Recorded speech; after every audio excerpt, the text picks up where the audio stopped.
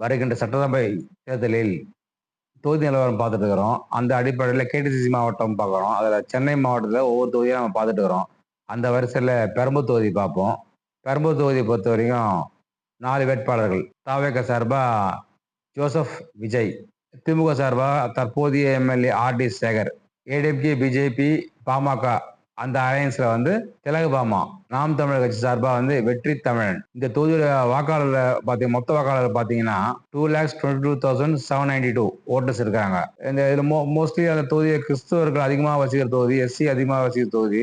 அதே மாதிரி வணிகர்கள் ஆகிய நாடார்கள் அதிகமா வசிக்கிற தொகுதி அது. அந்த தொகுதியில வந்து விஜய்க்கு நல்ல ஒரு செல்வாக்கு ரசிகர்களாலோ, கிறிஸ்துவர் என்ற முறையிலாலோ, அதனால தான் அவர் பேரே வந்து ஜோசப் விஜய்னே பதிவு பண்ணிக்கிறாரு. இந்த தொகுதி கண்டிப்பா வந்து பெருவாரியான வித்தியாசத்தில் நடிகர் ஜோசப் விஜய் வெற்றி பெறுவார். நன்றி, வணக்கம்.